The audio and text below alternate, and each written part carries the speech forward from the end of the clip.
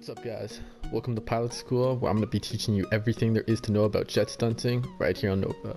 For today's episode we will be covering how to fly without elevators, taking off, landing, how to control, and how to flat drop. So let's get into it. Alright, first thing we'll start with is how to remove the elevators. You can do this one of two ways, both are pretty simple. The first way is you can fly low over the water and drop down close enough to drag your jet just across the water for a split second, but not too low or for too long that your jet gets caught on the waves and pulled under. The second is a lot safer. You want to find one of the city drains. These water locations have shallow enough water that you can't be sucked in, but high enough to remove your elevators. You want to put your landing gear up to prevent any damage and just quickly swoop down, gently landing and immediately take off again, dragging your elevators in the water, removing them nice and clean. Okay, now that we're back up in the air without the elevators, we can begin learning to control. Now, flying like this is a bit tricky because without your elevators, you can no longer control the up and down motions of your jet, and you can only watch as it will choose those motions on its own. And the terrible part about this is it's not going to stick to one direction.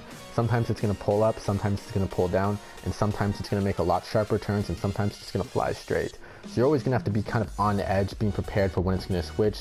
And it's really tricky when you're going to stunt because you might be lined up with something and at the last second it pulls out of it and it goes somewhere else. So you really got to be ready for it.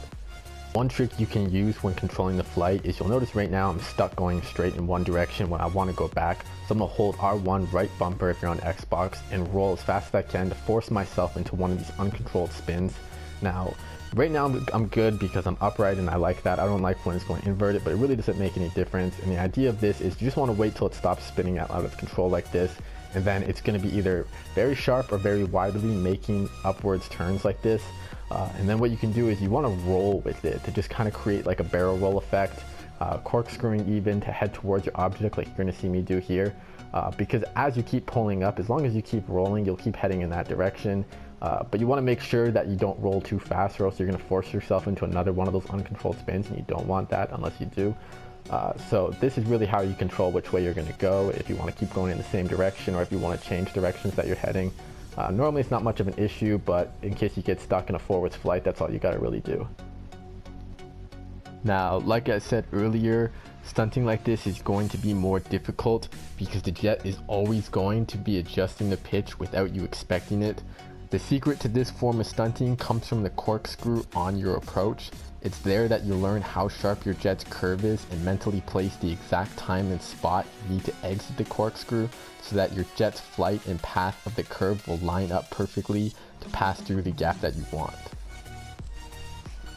So now that you got the flight controls down, you know how to stunt, you know how to fly, you know how to control it, what you want to do is practice landing. This is actually the easiest part.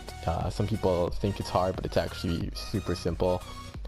Basically just want to get down near the ground and then get yourself in a knife flight. And then once you're in a knife flight and you're close to the ground, you want to use either R1 right bumper or L1 left bumper, depending on which side you're on, and gradually move yourself down closer to the ground.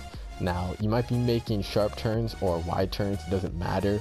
Either way, as long as you keep yourself on your side when you get to the ground, you can roll your jet at the last moment to touch the wheels down and you're safe. Now let's move on to the flat drop.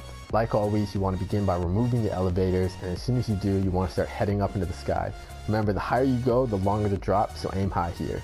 Now, once you're up in the sky, what you want to do is you want to begin holding one of the rudders down, either R1 right bumper or L1 left bumper. And at the same time, you want to roll with it to force yourself into one of those uncontrollable spins. I'm having a hard time getting it to go. Sometimes it takes a little bit longer, sometimes it's right away. But once you get it going, now this next part's going to be hard. You need to really wrestle with it to get it into a knife flight on its side, one wing down, one wing up. And the camera angles are going to be terrible. They're more cinematic, and they're not really going to tail the jet, so you can't really see what's going on too well, and it makes it really hard, especially up in the sky where everything's blue and white. But once you get it into a knife flight, what you want to do is you want to shut off the engines. And what this is going to do is, since the jet doesn't have any thrust to move forward, it's going to stall out. But since it doesn't have the elevators to catch the wind, you're not going to nosedive. It's going to slowly level itself out like you can see it's doing for me, and then it's going to engage in the flat drop. Now, once you're falling, you got everything going good. You can mess around with the rudders and you can make yourself spin around, but don't spin around too much because then you're just going to throw yourself out of it and throw yourself into like a backwards flight that's just going to flip around. Either way, it's going to end up nosediving at some point. So don't do that. And as you're falling, you got to remember that it's going to take a few seconds for the jet to engage in flight again once you start hitting the thrusters. So you really want to start messing around with them early, but at the same time, the better flat drops are the ones that get the closest to the ground. So after you get used to how long it takes for the engines to engage, mess around with it, see how low you can get, and have fun. Alright, so that about wraps up everything to do with no elevator flight, flat drops, all stuff you guys need to know. So feel free to ask questions in the comment section below. Drop some opinions and suggestions in the comments below. I'm looking forward for feedback. I have some new content coming out soon. Make sure you stay tuned for next week's episode of Pilot School. This is Mario out.